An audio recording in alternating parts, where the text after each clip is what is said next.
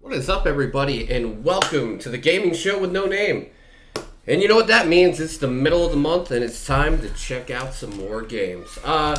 So I actually have a joke game to start us off with today. I don't know how many people are going to show up and be interactive today. If you are, thank you so much. But I got I got a joke game that I feel like Ray, in particular, which I think you're here, you might actually find this game rather humorous. So, we got Katie in Meow Meow Land. Let's check out Katie in Meow Meow Land. First trailer of the day. Let's see how it works. Or if it wants to work at all, because obviously it's going to give me a pain in the butt. Good start. There you go. So, man, this is already going terrible.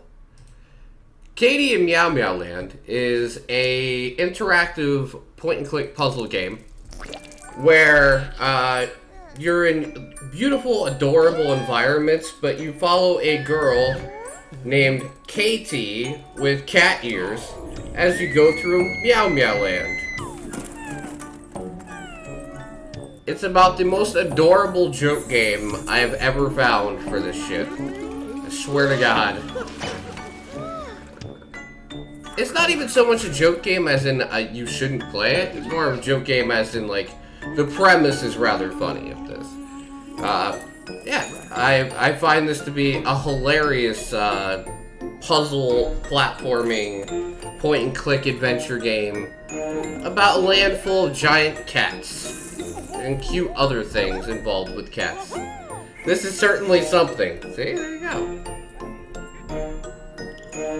But the funny part is most of the joke games look really bad. This does not. It doesn't look really bad. It just looks really strange. Like, I want a cat bus right there. That cat bus is the pinnacle of all of this. Alright, so I only have a couple reviews this month, which is alright. I've got a ton to do in the second half of the month. So much so that I'm dedicating the whole next week to, like, it's going to be a whole entire indie week. I mean, there's still going to be multiplayer stuff, but every stream besides is going to be all indie stuff, because I'm getting all caught up before I start any more playthroughs of anything single-player wise. I mean, I know I have Origami 2, and I have World War Z I'm trying to finish, but single-player stuff, I'm not going to start until I get all these indie promotions done, and hopefully, in a week, I can get them all done. So, we're going to check out, in no particular order, I'm not going to, like, do it in order of best to worst or anything, but we're going to talk about them all. This one is Gunborg Dark Matters. So I played this game on both the Switch and Steam. It was a very fun experience. It's very difficult though. It kind of gives me a like run and gun Celeste type vibes with you can use the shield, the platform as you see there, and the difficulty is certainly there. I don't know how much content's in the game. I've played about 3 hours of it, and the bosses are incredibly hard, but very, like, it's one of those things where you learn how to beat the boss. You don't feel like the game is unfair, you just learn to get better at the mechanics in the game. The weapons are really cool, but they have limited ammo, so you're always picking up, throwing down weapons. Yeah, it's actually a pretty solid experience. I wouldn't say it's anything like, like groundbreaking, but it's very good. It's a very solid game. And if you like that type of game like I do, I'm a big, Celeste fan, and what was that other one I played?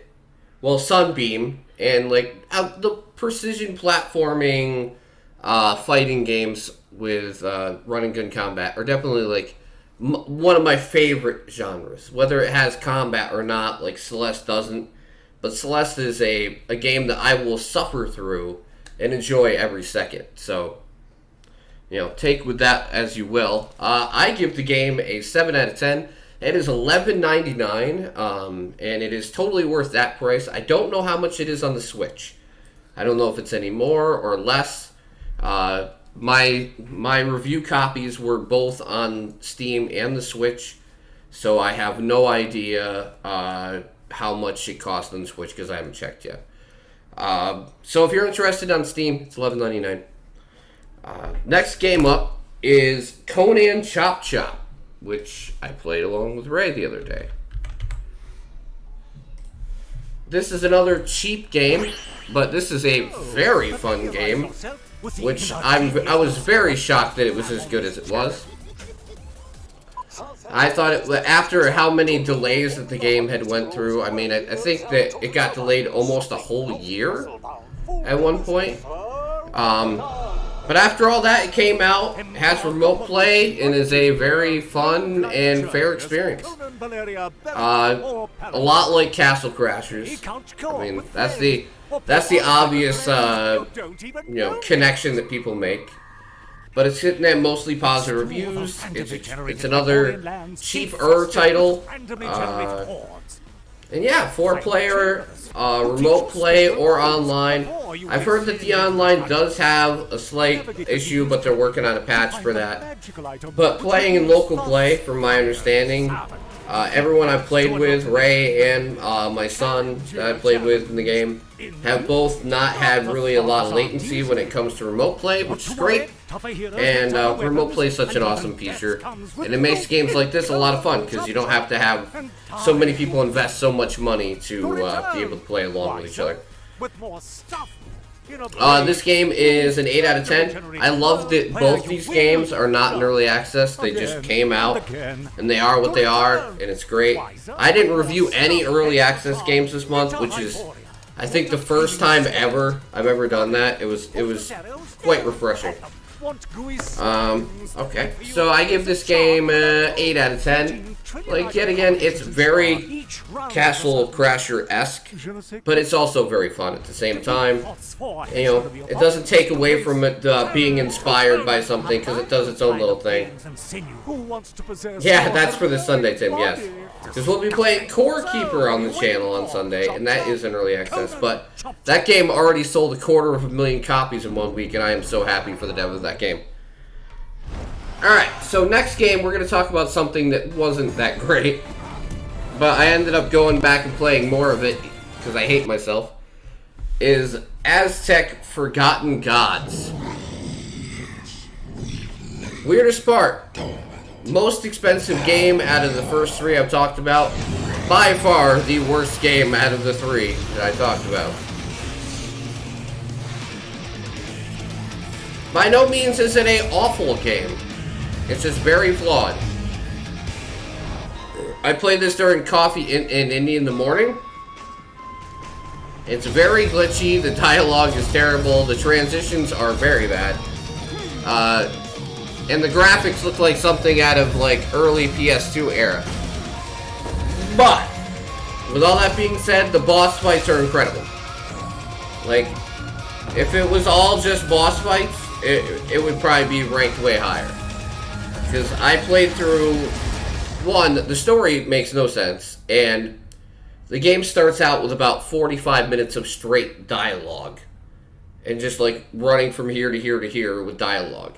Then, when it finally kicks into gear and you have boss battles and fighting, it's a way better experience. But you got to get through that first 45 minutes to get there, and that first 45 minutes is a very, very flawed experience. So yeah, I would give the game a 5 out of 10 if we're gonna grade it. It's not terrible, but it definitely needs, like, so much work. Yeah, I mean, they put heart into it, and there are some cool things about the game. Like, the abilities that the glove that she has has. And like I said, the boss fights are very well done. It's just everything around it is very, very janky.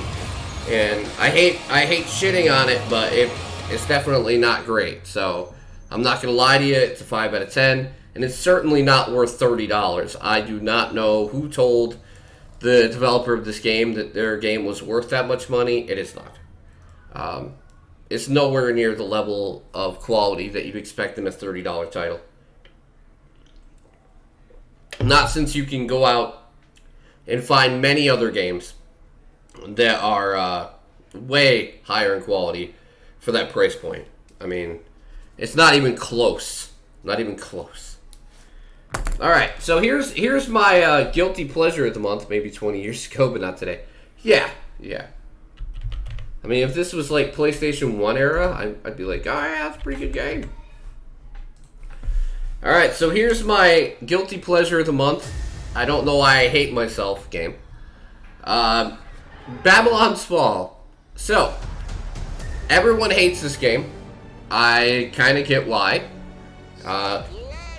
If I paid $60 for the game, I would feel cheated. I would feel robbed. It's a $60 game with about 10 hours of content, a battle pass, microtransactions, but it's got some really fun gameplay. Like, I don't know how Square fucks this up so much. Like, I know Platinum made the game, but like, I don't know how they fucked this up so bad. It's got really good ideas, just implemented so poorly. I mean, maybe they can recover it. I guess they released a survey today asking players how they could improve the game. I would say adding like AI bots and not making you go into missions by yourself would be a good start. But you know what's funny is the bosses are really good. The combat's really good. The abilities with the weapons are really good. It's just everything around it is jank. Like, the story is jank. The cutscenes are jank. The animation, like the actual character designs are fucking weird. And I don't mean like, you know, creative weird. It's just weird. But you are no longer. Like I said, if I paid $60 for it, I'd probably be very disappointed. The fact this game only has 189 reviews should tell you that no one's just paying attention to the game at all.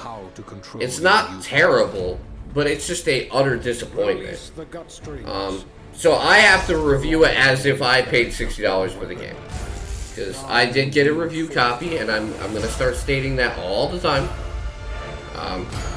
But if I'm reviewing this as a $60 game, this game is a 4 out of 10. Is it something that I will play a lot of? Sure. But I will play a lot of it knowing that it's not great. And that if I paid full price for this game, I would be incredibly disappointed with my purchase. So, you know, I know how to acknowledge this game's flaws because it has plenty. And one more. I've played enough of it now where I can talk about it, which is Lost Ark. I've played quite a bit of it now. I really enjoy this game. I have not had an MMO grip me this hard in quite some time. I would say maybe ever. I love the combat because it's just like playing Diablo. It's really fun and easy to play with your friends. You know, nothing of it seems too tedious. The microtransactions, while there, are not something that are shoved in my face and I'm able to deal with. Yeah, when's Dan's 500-hour review? It's coming. It's coming, I feel. No, I'm really happy that everybody that I have talked to about it has enjoyed it. Even the people that don't stick with it have said they've at least had fun with it, and that's important. You know? And you know what? People are like, oh, it's Amazon. Amazon didn't make the game. You know. Sure, Amazon brought it to the West, but I don't think it would have ever came over here if it wasn't for Amazon. So, you gotta take it at face value. Like, we wouldn't have the game if it wasn't for Amazon, probably. And big shout out to, rest in peace, Air Razor, because I would have never known about this game's existence without him. Like, he definitely shouted from the rooftops about it. That's like saying Microsoft made PSO2, yeah. But I am happy that Microsoft brought it to the West, because it definitely made a lot of people happy, that's for damn sure. But I am very happy that I found this game. And I can't grade it, but I'll just say play it. It's free to play, try it yourself. You know, that's kind of the way I view this type of stuff, is give it a try. If you like it, great. If you don't, delete it. It didn't cost you anything. Before you jump into all that arcade... Alright, so, real quick, we're going to talk, usually this is a random segment or news or whatever. Today we're just going to talk real quick about what's going on at the beginning of April. I am going to, for the time being, since I'm still looking for a female co-host, it's going to be me, James, Ray, and a rotating fourth member for now. I'm going to continue to look for a female co-host, but in the meantime, I'm not going to hold up doing the whole podcast just on that point alone, because I feel pretty stupid not starting it back up just for the point of trying to fit a demographic. Even though I'll admit I am, but only because I want a different viewpoint in gaming, not because I want to check a check mark or whatever. So, April 2nd, the podcast will return with multiple people, and it will be a complete relief on me. Because no matter how much I love doing this, I love having people to talk to about games while I do it. I love having that interaction. And I love having more people to talk than just me. Like, I do streaming all the time. I do this all the time. I stream single-player games all the time for Coffee and Indie. It's nice to be able to just relax and let other people carry the load a bit when it comes to talking, and sometimes I can just enjoy the game and have a conversation. So I love podcasting for that point alone. Hopefully I'll be able to deliver a product that everybody will enjoy when it comes back. And we're going to make slight tweaks to the formula, and I will discuss it with the people involved. And I am going to find a guest for the first one that we're doing. And it's been fun doing these by myself for the last couple months. But one, it's kind of hard to hook viewers on it. It's a weird, solo podcast thing. It doesn't do great with viewers. It doesn't do great within my community, because if I do the podcast, they'll come watch. If I do this, they typically don't. It's not about viewers. I've never done it about views. But it also has to feel like it's worth it. So I've done this for myself more than anything, to keep myself sharp when it comes to doing these mid-month and beginning of the month, like the gaming show with no name, because I was too lazy to come up with a name. And these will continue as a mid-month thing. It's going to always be on the 15th of every month. I will continue to do this gaming show.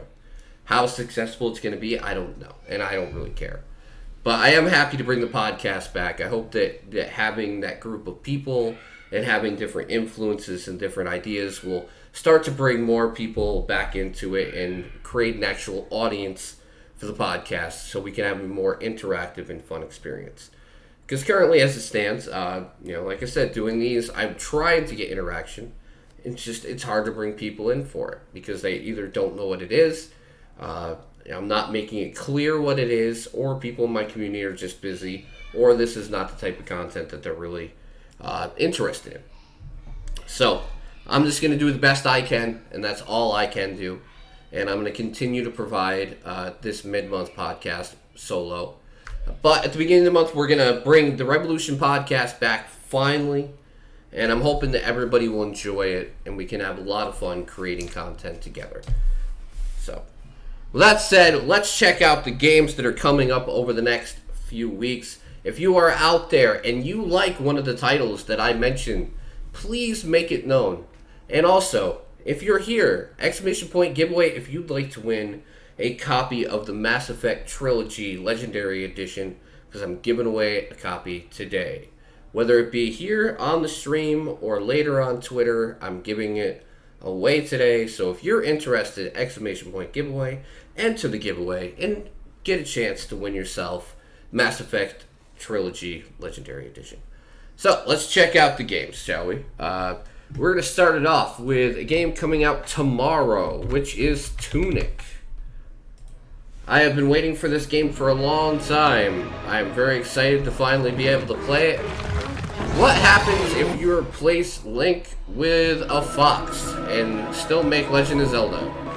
That's pretty much what we're going for here, and I'm all for it. Because I guarantee you it isn't going to be $60, and I'm not going to be forced to play it on my Switch.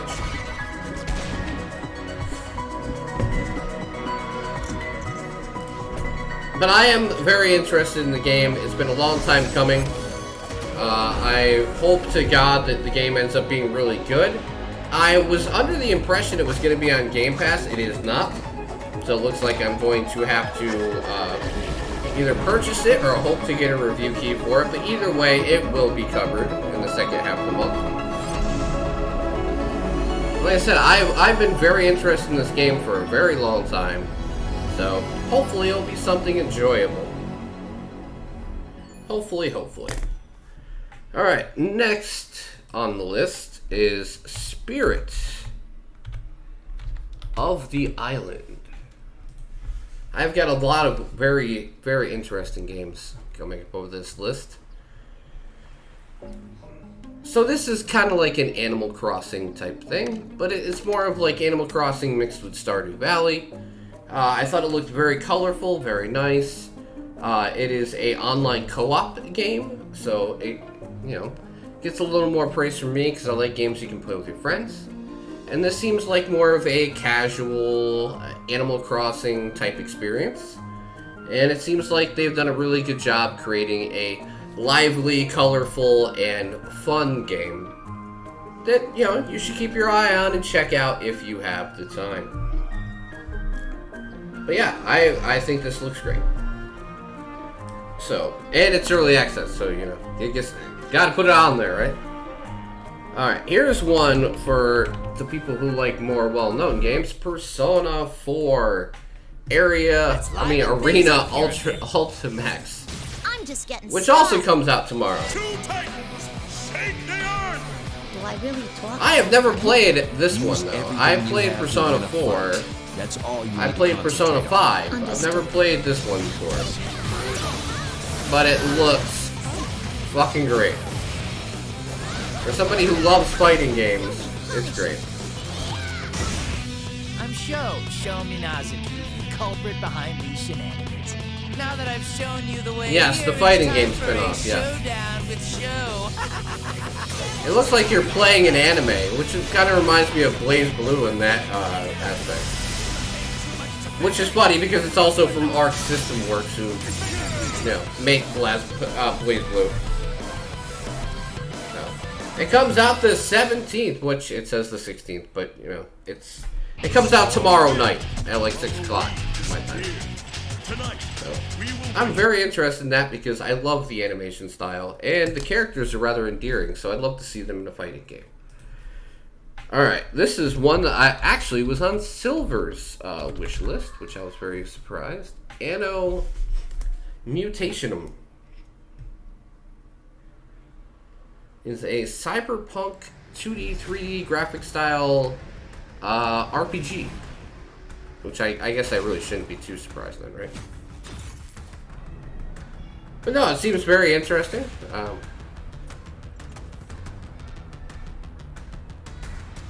Basically a full-on RPG Cyberpunk game with actual combat.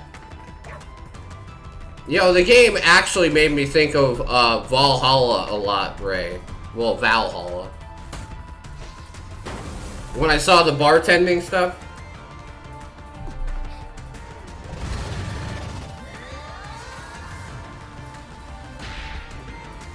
But the game looks like it's going to be a blast.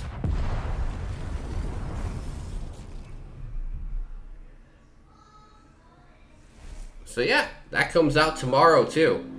There is a lot of good stuff coming out the second half of this month if you look hard enough. Like I said, I'm very excited. That one does look very, very good. Alright, what's next? This one is a Game Pass game, which is Shredders. Welcome back to Shred-A-Geddon. Here's a new trick. Let's go.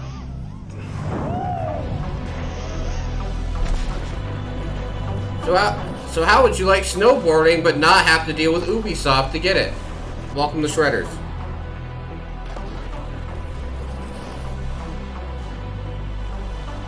I kind of like the fact that it is very basic in the idea that it looks like just a fun snowboarding game.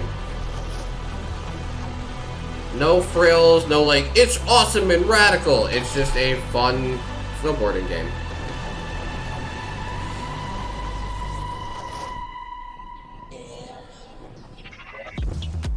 But I'm very interested to see if this is going to be as good as I think it is.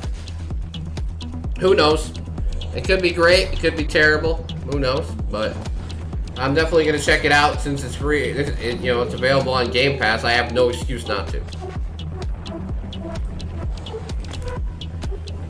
Okay, this is another one that I've already been approved for code for. And I'm going to have to find some players for it. This means Warp. It is a co-op space survival fun. It is a roguelike space management game for 1 to 4 players. Yeah, where you have to upgrade your ship and battle dangerous enemies and adapt your strategies to survive in a hostile universe. No, I think it'd be fun. I just think it'd be fun to play. As long as you got the right group to play it with, I imagine this game would be a blast to play. Like I said, it doesn't have to be anything crazy. I mean, it just has to be fun, right? And that's definitely the case with this game. It just seems like something that's a blast. Speaking of blast, this is another one that I am very interested in only because of how unique it looks.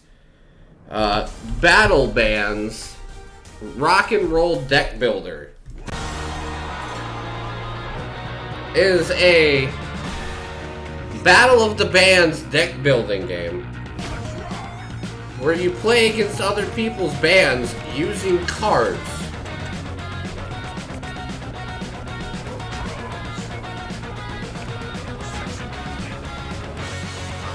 I want to play this so bad.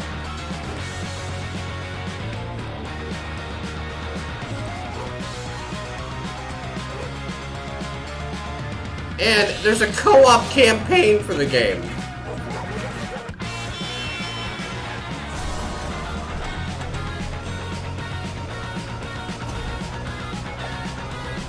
It just gives me so much of like a Guitar Hero vibes, but with deck building. I know, Tim's magic word, deck building. But it looks so interesting. I mean, I am completely sold on the idea of this game. Is it gonna be good? Who the fuck knows? But I'm definitely sold on the idea of paying attention to when it does come out.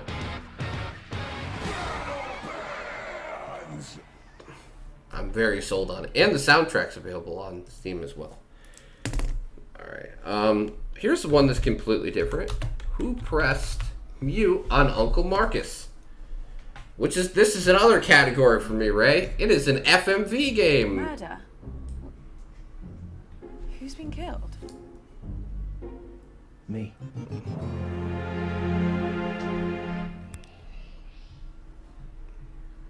So yeah, it's from Wales Interactive, which all the other FMV games I play have been from.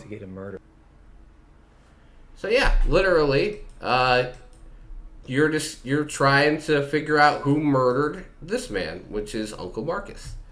And you have to go through and interview people and make decisions like you normally do in an FMV game. But I'm interested because it's more of like a murder mystery type game. So, and it's got branching paths. You can go with the family tree. And, yeah, I love stuff like this. Anyone who knows the channel knows I love my FMV games. And it comes out on the 18th. And hopefully it'll be good. And how's it going, Nat? Yeah, I hope the game will be a lot of fun. I'd like to play it on stream. Because I like doing stuff like this on stream because then you can get other people's points of view. Yeah, I always love that stuff. Alright, here's one that I played the demo for on stream before that's finally coming out in full. It's Itora. I don't know. Itora? I mean, that's how it's pronounced, I guess. I'm doing great.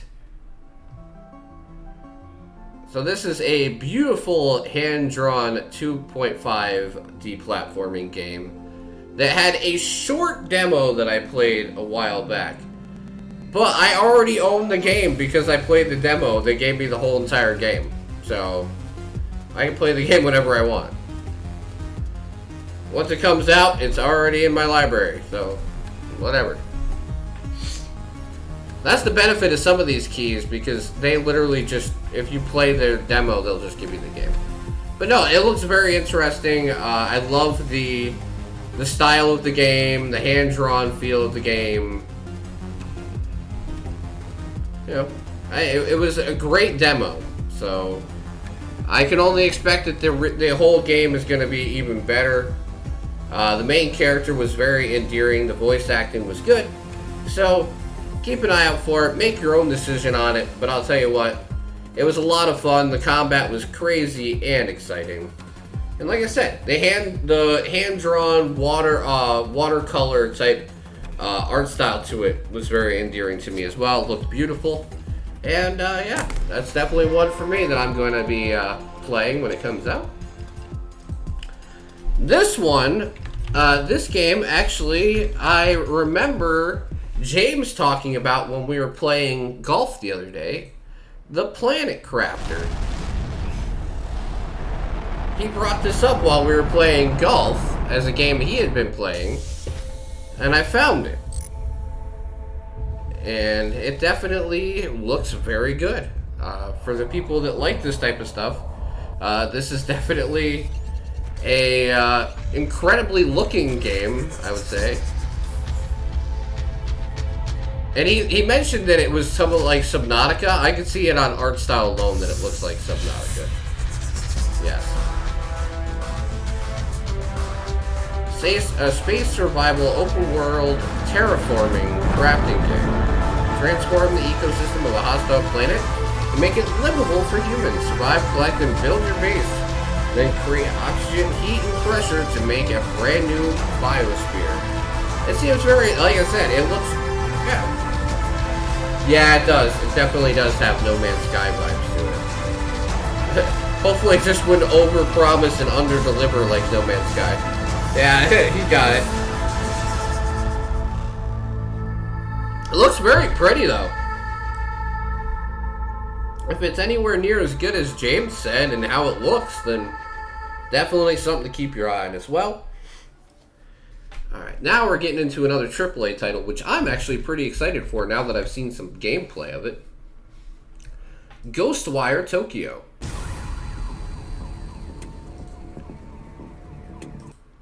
Now that I've actually seen gameplay of this, that could, this actually looks a lot better than I thought.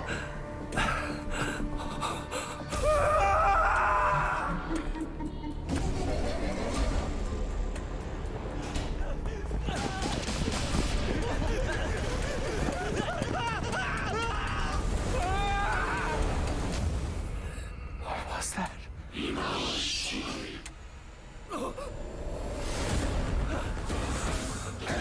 Yeah, you actually fight with spells. There remains work yet undone. Critical work. People always decry. Yeah, it does. When forced to face it. It's from the studio that made Evil Within. Will be her salvation.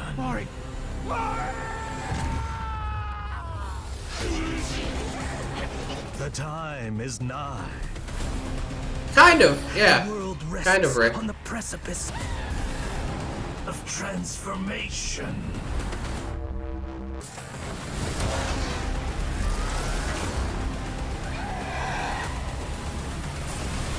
A new age will dawn.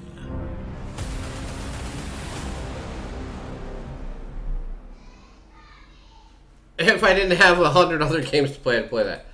Fair enough. Fair enough. I wish it was coming to Game Pass, but of course it's got that PlayStation exclusive shit that they tied to the game before Microsoft bought Bethesda. So now I have to wait for it to be PS5 exclusive for like 6 months before I can go on Game Pass. I could get it on Steam, but it can't be on Game Pass. The plot twist better be not the villain. Yeah, I know, right? Oh God, I would hate that if that's the case, right? That would be very dumb.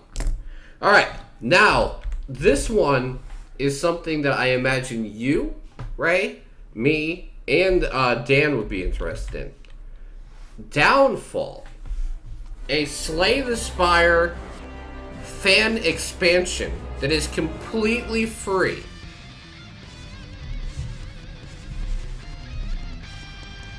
It features a new character, a new game mode, and 7 fully complete new characters starring in a twisted campaign.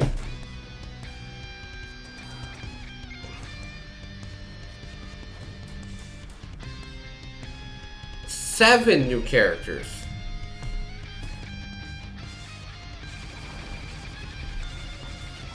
Yeah, and it's completely free. I am so excited.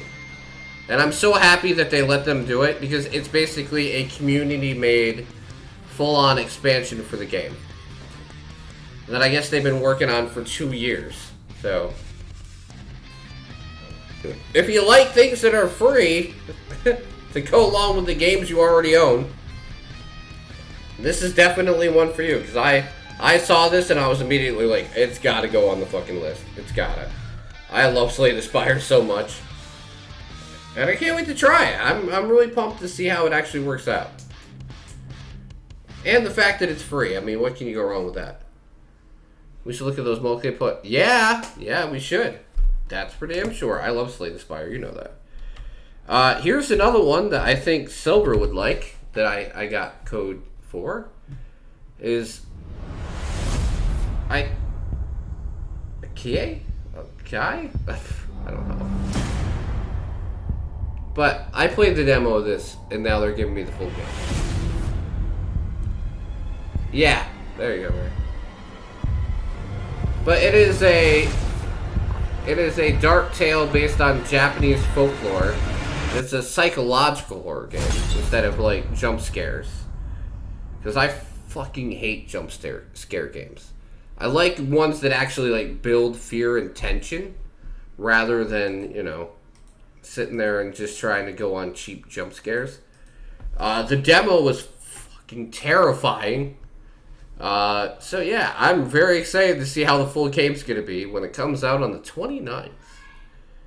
A lot of these games actually ended up being stuff that I had played demos for like a couple months ago that are finally coming out. So at least I know they're good ahead of time, so I'm not, you know, just talking out my ass.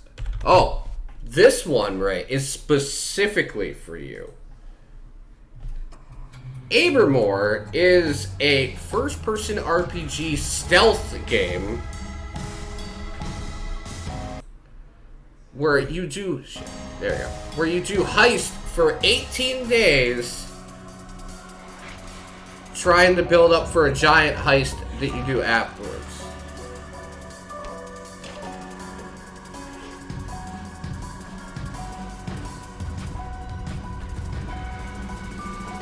Like, it's a full-on heist game.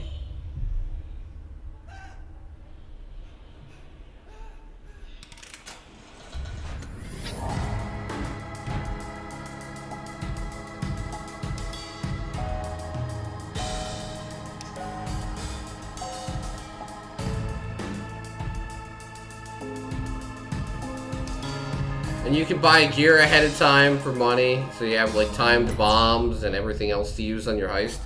It looks really cool. I immediately thought like Ray would like the hell out of this because it takes a lot of planning and prep for it. So yeah, I figured you'd appreciate that.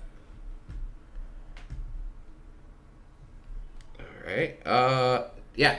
Here's one that's for me, because this is... So it's kind of like a... Yep, exactly right. Yep. First person one. Alright, this one's totally for me, though. It is Jitsu Squad, which I love beat-em-up games. People know that.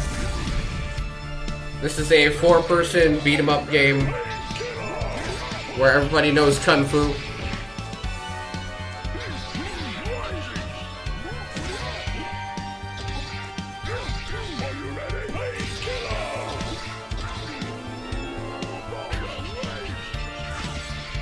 I have been following this game for quite a while.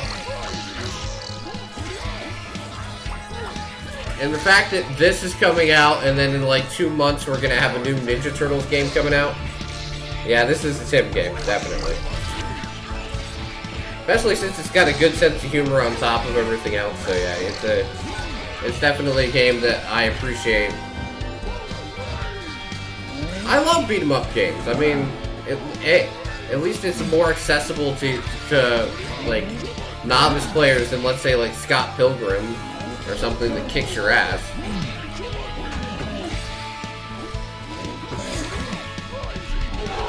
But no, I've been following this game for like a year, so I'm excited it's finally coming out. I hope it's actually going to end up being really good. I played a demo of it during the Next Fest, like, earlier. I mean, at the end of last year, I played a demo for it.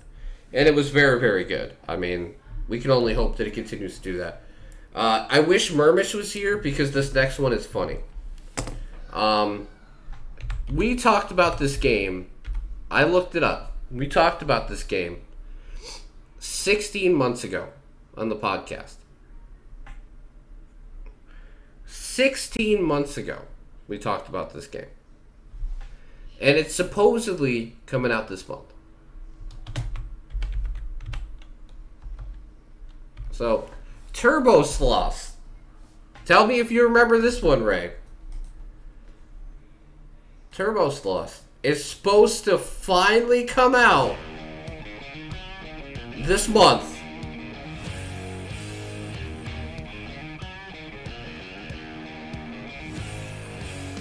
We originally talked about this game 16 months ago on the podcast.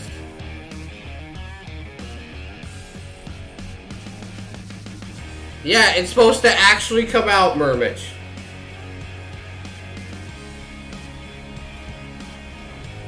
Over almost a year and a quarter later.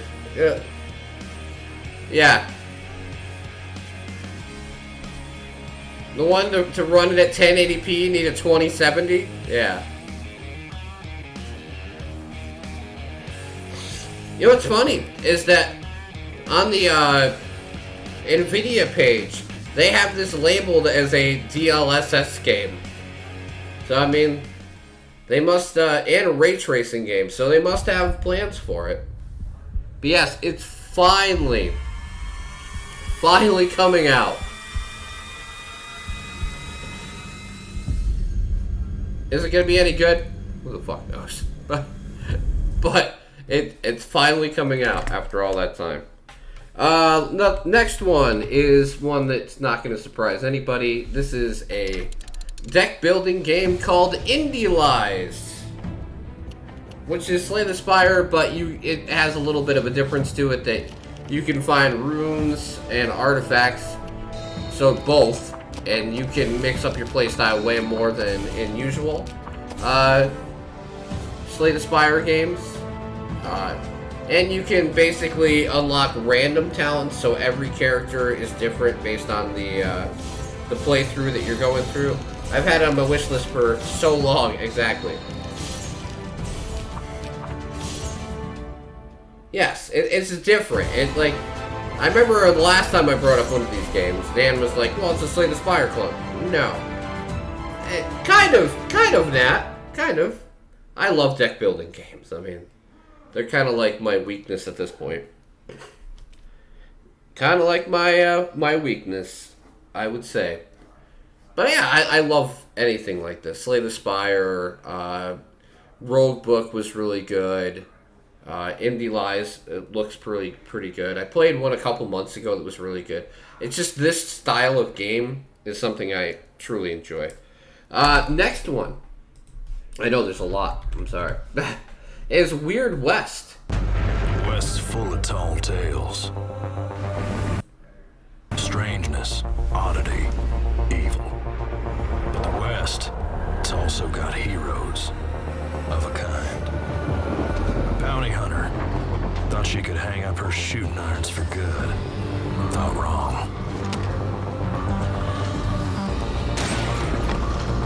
A pig man, cursed. A monster in the eyes of his fellow man.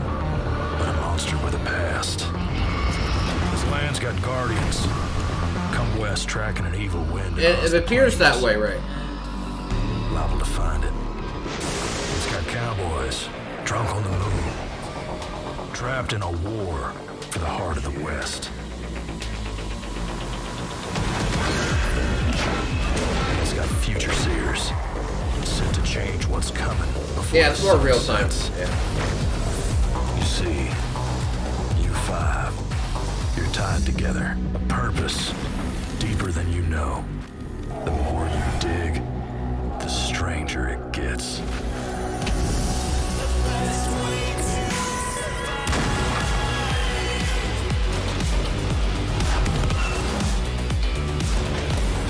And this is also a Game Pass Day 1 game.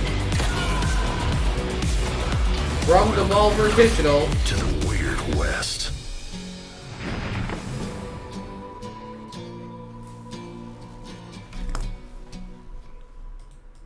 Yes, I'm very interested. It's on Game Pass Day 1. I will be playing it.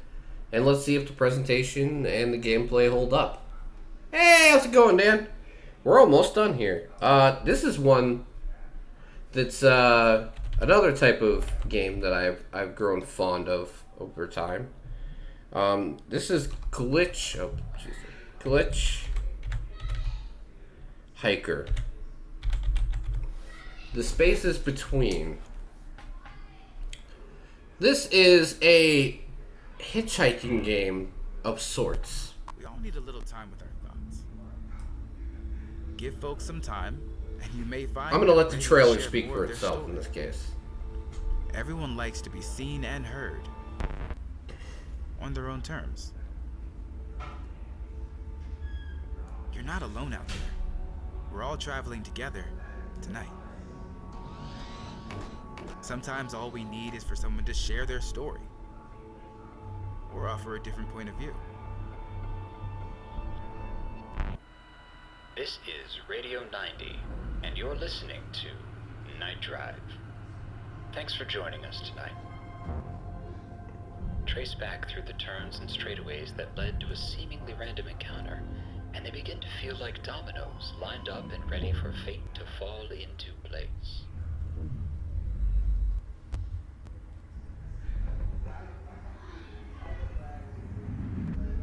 And there were millions of such stories. Crucial moments on a path that led to you. Here. Now. You are the product of incredible survivorship. Look at the night sky. What do you see out there? Very right, very. But I love these narrative-driven, like, open stories that they have. I love stuff like this.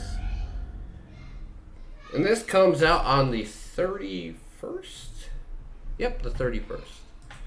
So we have two more. Hold on to your hats, Pokemon fans. I only know about this one because my son found it and freaked out about it. Style game that, yeah. So my son found this game.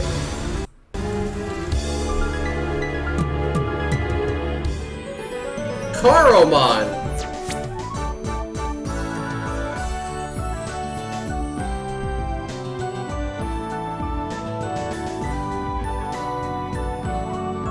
Gee, I wonder what this is like.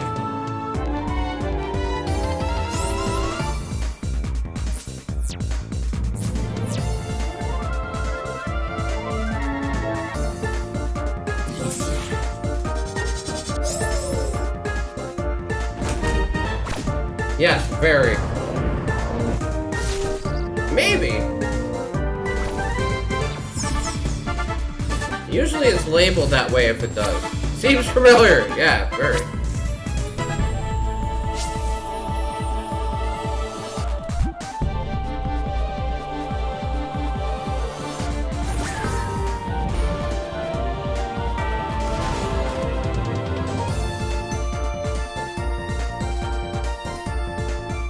Nope, it was not. It's not labeled as. Usually, it's labeled as RPG Maker if it's made in it.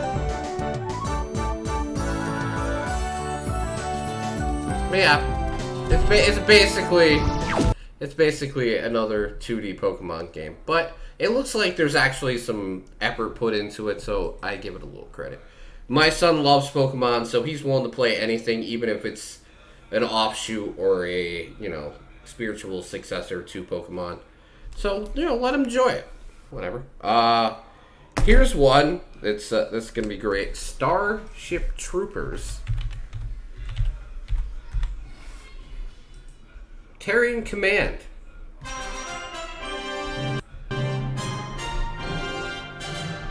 A Starship Trooper game.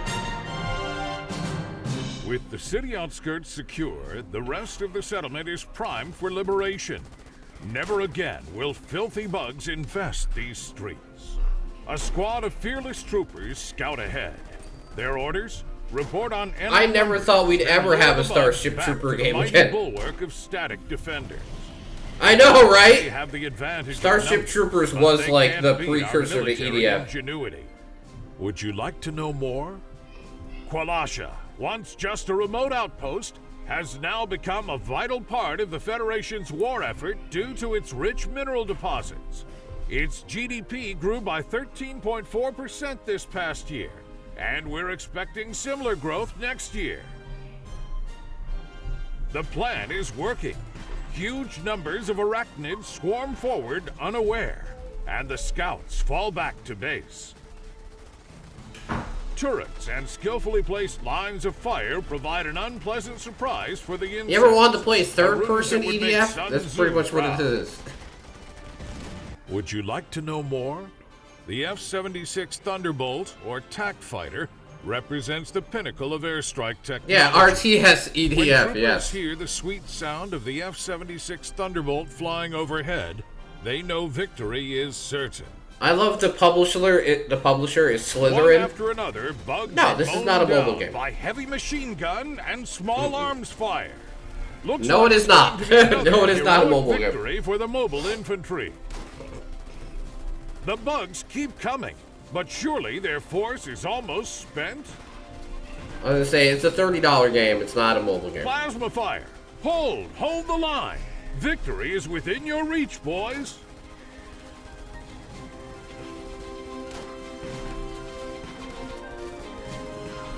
A tanker bug! That's a tanker bug! Hold the...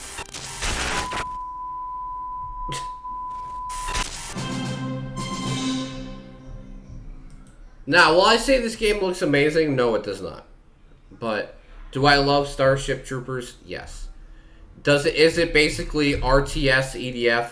Yes, it is. So if I get a chance to play it, am I going to try it out and see if it's really bad? Sure. I mean, it might be really bad, though. Who knows? It's one of those games where you really don't know.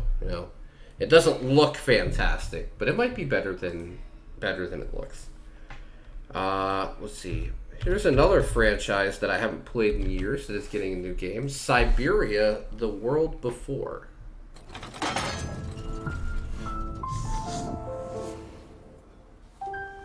Ma'am, is everything all right? It's just that you look very much like the person in the picture, Fräulein.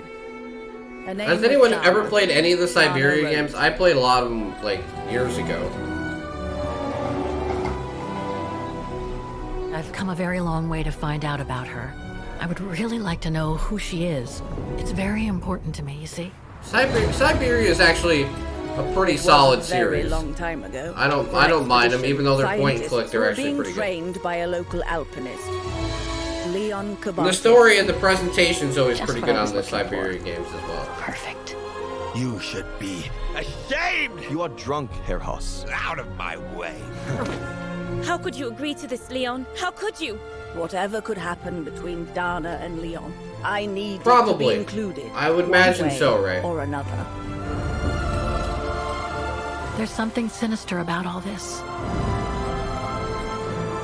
My mission was to guide you and the rest of the expedition here, not to get involved in your harebrained research. I don't think you understand the gravity of the situation. We'd better leave the mountain soon, or we won't survive. Promise me you'll be very careful. Like I said, if you like a really deep, overarching story, Siberia definitely is the series to hold you for that. There must be a link between Very simple gameplay with a very deep and By the way, what is your name? compelling story. Walker. Kate Walker. It does, doesn't it? Like on a presentation standpoint, it does, Dan. Yeah. Like I said, this month we have a little bit of everything, because, God, there was a lot of games coming out the second half of this month, and there's been a little bit of everything. Yeah, we'll have to share a link with Dan for that Slay the Spire expansion that's free. Let's see, and the last one I have on Steam is Terrorbane, which comes out on April Fool's Day.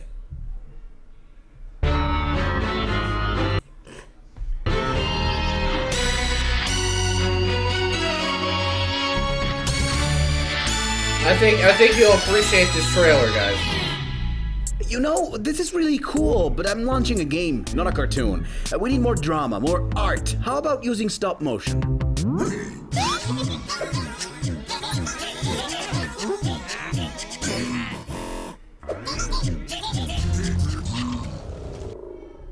Yeah, that's definitely too much art. Listen, you are the animation studio here. You decide. I just want it full of explosions, special effects, exciting new... Huh? You know, you don't need big animation studios or special effects to make a great trailer for your game. All you really need is already in your heart. I'm Thunder. I'm Terrorbane. Fudge. Terrorbane is a comedic adventure where bugs are your friends. Enjoy exploring a crazy and outlandish world full of quirky characters and funny homages to the history of video games. Wade through broken storylines and landscapes in your quest to challenge the developers' rule over the game. Collect all funny bugs and glitches and use them to progress. Then start all over again, make different choices, and become the Bane of Errors. Hey bro, have you seen my socks? Oh no. Coming April 1st on PC and Switch. That's the date. It's not a joke. Well, it kind of is, but not in that sense. So I should probably just shut up. But yeah, I played the demo to this, and this game is hilarious. It's basically bugs or errors are your friend in the game. You have to use the bugs and errors in the game to progress in the game. So you're looking for the errors. It's almost playing something like I would say like Pony Island or something, where you have to take advantage of the glitches in the game to progress the story, because the whole game is just a meta in itself. That's pretty much what this is. But I'm very excited for it. I love cheesy, weird shit like this, because why not? At least it's funny. Lastly, it's not on Steam, but we will talk about it because I am fucking playing it, because my dumbass decided to go along with Jess and pre-order it. Is the Tiny Tina's Wonderland game. I will be playing that shit day one, and I'm going to play all the way through it, because the way I'm going to do it, compared to normal playthroughs, is I am going to just, when it comes out, I'm going to take the next 3 streams afterwards and make them all that game. And that's how I'm going to handle playthroughs from now on. I've noticed that the way I mess up playthroughs is I try and do them like once a week with everything else. Yeah, I can do three streams a week of the same game, still do my multiplayer stuff. And that way, I actually get through playthroughs instead of taking 3 months to finish something. So from now on, I'm going to do that. Like I said, though, for people that are interested, all next week is going to be mostly indie games besides our multiplayer nights, which is usually 2 nights a week. Usually we do one with multiplayer playthroughs and then another night where we just play multiplayer games together on Sundays. But if anyone wants to join me for Tiny Tina's Wonderland, you're more than welcome to. I know it's on Epic, and people don't like that and whatever, but I can't change your mind. All I can say is that I already have the launcher installed anyway, so for me, it's no real big deal. And thank you guys for hanging out. I really appreciate it. That's the end of the list and the end of the podcast. I've really liked doing this, but I can't wait to come back at the beginning of next month with an actual crew. It makes it so much fun to have people to bounce ideas off of and to talk with. I really enjoy it. That's probably my favorite part of streaming anyway. I love being able to communicate and talk about games with other people. So when the podcast comes back in full at the 2nd of April, I will be happy just as much as I imagine other people will. Because I love discussing games, and it's one of my passions. So doing this on my own is great, and thank you for talking, chat, and making it interactive. I appreciate that. But at the end of the day, I love having co-hosts to talk with and share ideas with. So I'm going to be playing the new Final Fantasy game from Team Ninja tomorrow morning. I have a lot of games that I'm going to be covering over the next 2 weeks. Expect a ton of reviews when the podcast comes back on the 2nd. But until then, I hope you guys have a great rest of your evening. And if you're watching this on YouTube, thank you for taking the time to watch. I've tried to cut down the time on these, but when the podcast comes back, I'm sorry, I don't give a fuck if it's 3 hours. I'm just going to let it roll. But these mid-month podcasts are usually going to be about an hour to an hour and a half long, depending on how much I have to talk about. Just so people are aware in the future. There's there's nothing else I'm going to be streaming tonight. I will be back tomorrow with Origami 2 and World War Z. So hopefully people are available to play that. And then remember guys, if you want to play on Sunday, we are going to be playing Core Keeper. So if either you need help getting a copy of the game or you're interested, just be ready on Sunday. And I can't wait for us to get a big crew together and actually have some fun with it.